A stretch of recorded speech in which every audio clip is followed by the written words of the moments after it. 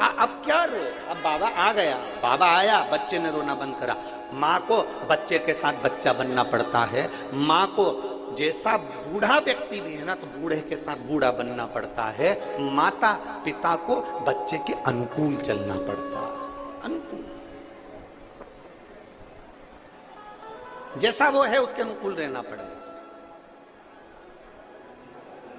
तो क्या मां बच्ची है? क्या घर का बुजुर्ग बच्चा है? पर बच्चे के साथ बच्चा बनना पड़ता है। उसी तरह मेरे महादेव भोले हैं, मेरे महादेव भोले भाले हैं, इसलिए उनका नाम है भोले शंकर। तो हमको क्या बनना पड़ेगा? महादेव जैसा भोला बनना पड़ेगा। जब आप भोले बन जाएंगे, महादेव आपके साथ हो जाएंगे, फिर आपका दुख महादेव का होगा, आपका दुख महादेव। एक पत्र है,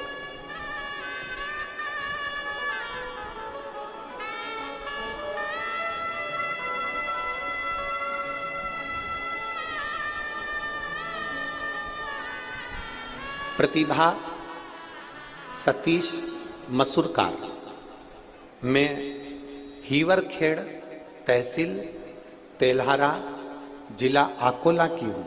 मेरा मोबाइल नंबर ये है, कहीं बैठी हो तो हाथ हिला सकती है। अगर कहीं बैठी हो, अच्छा आप है, श्री शिवाय नमस्ते, आ जाओ, एक बेलपत्र ले लेना। मेरा नाम प्रतिभा सतीश मसूरकार है, मैं हीवरखेड़ तहसील तेल्हारा जिला अकोला की हूँ। मेरा मोबाइल नंबर ये है। गुरुजी, मैं एक लोटे जल का क्या वर्णन करूं। मुझे सोराइसिस की बीमारी थी। 13 साल से मेरे शरीर से खाल निकलती रहती थी, उसको कितना भी खुजालो उसमें से खाल निकलती रहती थी, पूरे शरीर में खुजाल चलती रहती और सोराइसिस की बीमारी थी। 13 साल से 13 वर्ष से लगातार मैं इलाज डॉक्टरों का करवा रही थी। डॉक्टर ने कहा था ये बीमारी मरते दम तक रहती है, इस बीमारी का कोई इलाज नहीं, बीमारी ठीक नहीं हो सकती है, डॉक्टर ने कह दिया था। तब मैंने दवाई तो खा रही थी, टीवी पर आपकी कथा सुनना प्रारंभ करा और टीवी पर कथा श्रवण करना प्रारंभ करा। एक लोटा जल देवादिदेव महादेव को समर्पित करती, उस जल को लाती, पीती और अपने शरीर पर लगा लेती। गुरुदेव, मैं बाबा का क्या गुणगान करूं, जहां दवाइयां असर ना कर पाई। सोराइसिस की बीमारी मरते दम तक रहती है, लोग कहते हैं, डॉक्टर कहते हैं, पर मेरे देवादिदेव महादेव ने मुझे 4 महीने में अच्छा कर दिया और बाबा की कृपा से आज मैं पूर्ण तरह से ठीक हूं और मेरी बीमारी भी ठीक है। ये शिव तत्व, अब शरीर में मुझे वो बीमारी नहीं लगी। शिव तत्व था, शंकर हो भिड़ी। एक माने एक लाइन लिखी है, देखिए,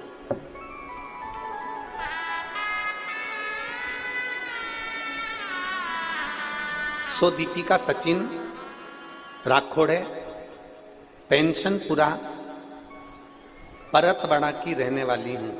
मेरा मोबाइल नंबर यह, कहीं बैठी है तो हाथ हिला सकती है। अगर कहीं बैठी हो, सो दीपिका सचिन राखोड़े, पेंशनपुरा परतवाड़ा की रहने वाली हूं। कहीं बैठी हो तो हाथ हिला सकती है। परतवाड़ा की रहने वाली हूं। मेरी लड़की खुशी सचिन राखोड़े 8 महीने की हुई, तब से जब वो 8 महीने की हुई तब से उसको एक गठान हो गई और गठान ऑपरेशन करना पड़ेगा।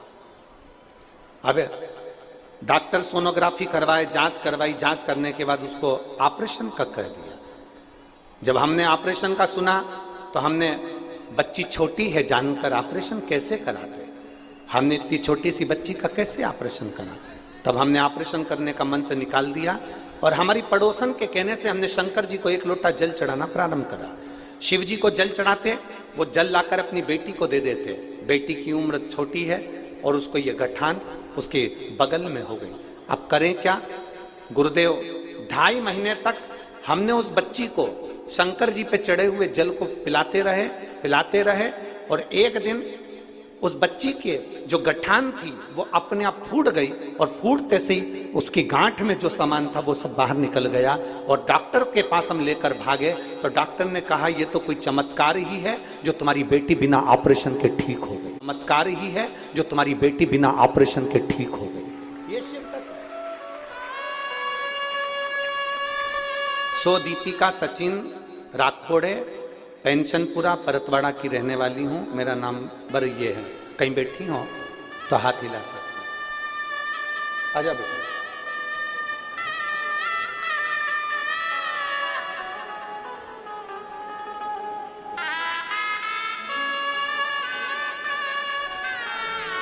ठीक है ना?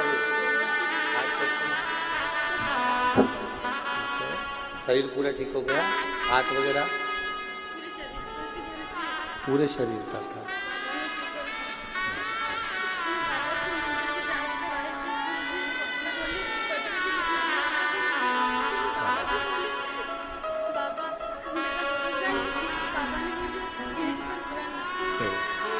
अब ठीक है ना बेटा?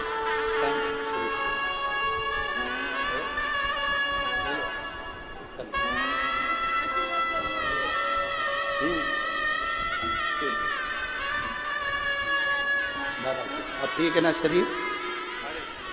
13 वर्ष से सोरायसिस की बीमारी थी, पूरा शरीर खुजाते पूरे शरीर में थी और देवाधिदेव महादेव ने आज पूरा शरीर बाबा की कृपा से ठीक हो गया। ये उभरी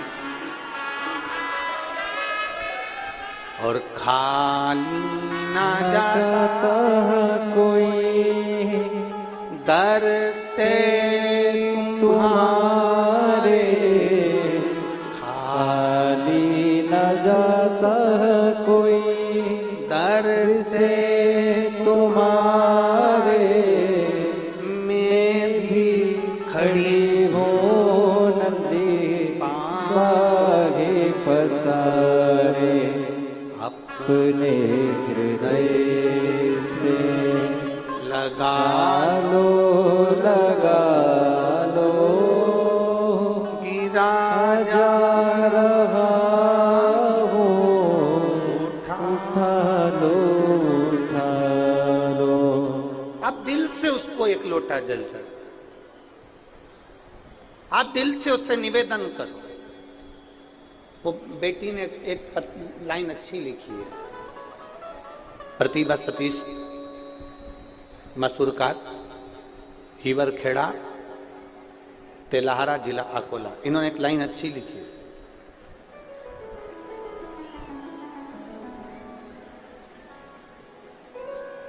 मैं शिव जी के मंदिर में जाकर कहती थी कि बाबा मेरे भरोसे को टूटने मत दे। एक लाइन अच्छी है, मेरे भरोसे को टूटने मत देना। और यदि भरोसा पक्का है ना, शंकर जी को रामचरितमानस में विश्वास कहा है। तुलसीदास जी कहते हैं शंकर विश्वास रूपिणो, शिव विश्वास। मेरे जीजाओं, मेरी जीजियों, मेरी बेटियों, मेरे बेटाओं, अगर आपका विश्वास पक्का है ना, अगर विश्वास पक्का है तो ये निश्चित है कि मेरा महादेव तुम्हारी झोली भरने में देरी नहीं करेगा। पक्का भरोसा दृढ़ी रखना, भरोसे को कम मत होने दो। और जो कहते हैं भगवान हमारी नहीं सुनता, उनसे निवेदन करूंगा किसी कथा के पंडाल में बैठकर, जब कुबेरेश्वर धाम से मेरा कुबेर भंडारी कथा वाचने के लिए आया हो, मेरा कुबेरेश्वर धाम से कुबेर भंडारी जब कथा वाचने के लिए आए, उस पंडाल में 7 दिन 5 दिन बैठकर विनती कर कर देखना, अगले पंडाल में तू खुद पत्र लेकर पहुंचेगी कि मेरे बाबा ने मुझे ये दिया।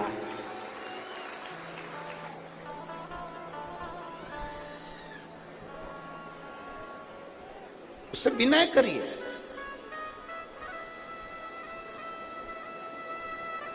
अपने भीतर हम बहुत सारे वो जैसे कचरे की गाड़ी होती है, तो कचरे की गाड़ी में अगर कचरा भरा रहे तो कचरा सड़ता है, उससे गाड़ी भी जम के बोलो सड़ती है।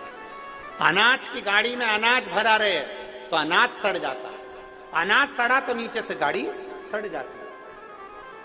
आपने जो अपने अंदर भर कर रखा है वो हमारे शरीर को सड़ा रहा है। आपने कपट भर के रखा है तो वो कपट हमारे शरीर को सड़ा रहा है। हाँ, आपने गंदे विचार भर कर रखे हैं तो गंदे विचार हमको सड़ा रहा है। अहंकार भर के रखा है तो अहंकार हमको सड़ा रहा है।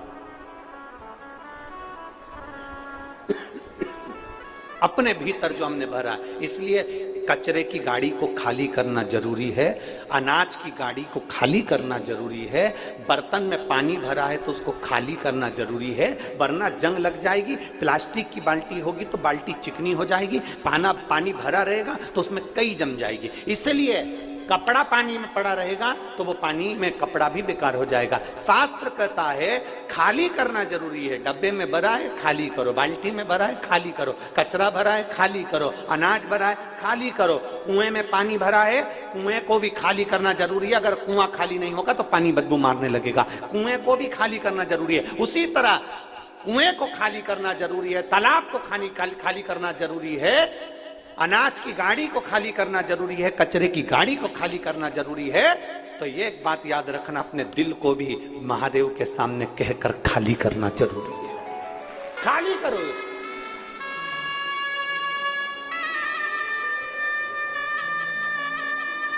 ज्यादा दबा दबा कर रखोगे ना तो वो कहते हैं ना, ज्यादा दबा दबा के खाओगे तो दवा खाने जाओगे।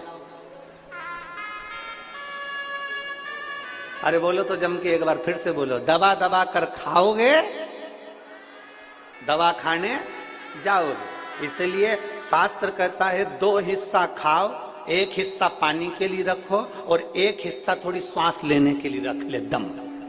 परंतु व्यक्ति सोचता है बिस्कुट आ रहा है आन दो, पानी आ रहा है आन दो, कोल्ड ड्रिंक आ रहा है आन दो, कुरकुरे आ रहे आन दो, वेपर्स आ रहे आन दो, सब ले लेके रख लिया और पूरी कथा में कथा तो कम सुनी और दिन भर बैठी बैठी बैठी बैठी बैठी बैठी बैठी।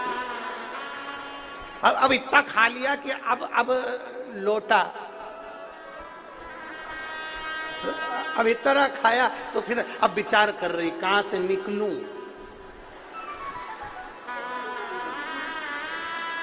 कहां से जाऊं, सारी जनता भरी पड़ी है, कहां करूं। कथा में बैठो ना तो पानी भी उतनी मात्रा में पियो जितना शरीर को लगे। मालूम पड़े ज्यादा पी लो तो 25 बार किधर से जाऊं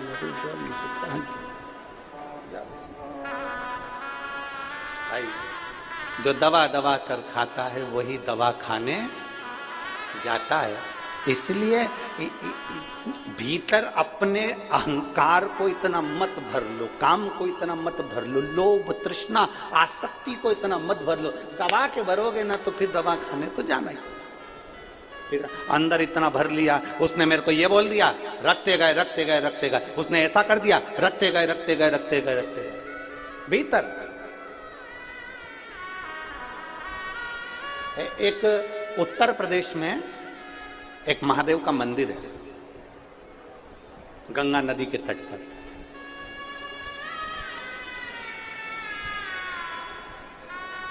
हमीरपुरा उत्तर प्रदेश में पड़ता है, गंगा नदी के तट पर।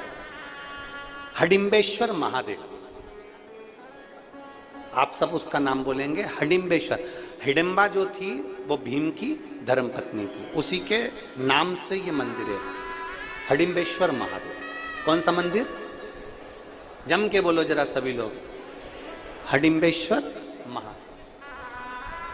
हमीरपुरा उत्तर प्रदेश, गंगा नदी के तट पर यह मंदिर है। कौन ने निर्माण किया, कौन ने बनाया? अगर हमारे शास्त्रों को उठाकर देखा जाए तो उसमें वर्णन आता है, हडिम्बेश्वर महादेव जब पांडव वन में विचरण कर रहे थे और भीम पहरा दे रहे थे, हडिम्ब की बहन हिडिम्बा उसने देख लिया भीम को देखा, पेड़ पर चढ़ के बैठ गई हिडिम्बा, भीम को देख रही। सुबह सुबह भीम ने ब्रह्म मुहूर्त में सुबह के समय पर स्नान करा। एक शिवलिंग का, पार्थिव शिवलिंग का भीम ने निर्माण करा। पेड़ों की पत्ती तोड़कर भीम लाया और उस शिवलिंग पर समर्पित कर दिया। हिडिंबा देख रही, हिडिंबा देख रही।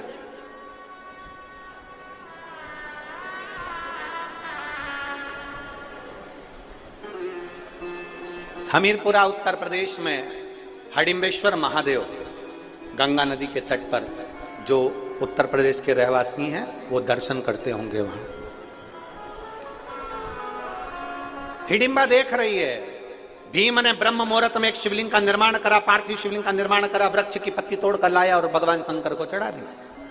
हाथ जोड़ के बैठ गए। हिडिंबा राक्षसी थी, उसकी वृत्ति अच्छी नहीं थी, उसका विचार अच्छा नहीं था। वो तो भीम को खाने को आई थी, वो भीम को मारने के लिए आई थी, पांडवों के प्राण लेने के लिए आई थी, प्राण ग्रहण करने के लिए, प्राणों को नोचने के लिए आई थी, वो समाप्त करने के लिए आई थी। पर वो हिडिंबा बैठ गई पेड़ पर, वृक्ष पर, भीम को देखती रही। एक दिन निकल गया, भीम को देखती रही। 2 दिन निकल गया, भीम को देखती रही। हिडिंबा से रहा नहीं गया।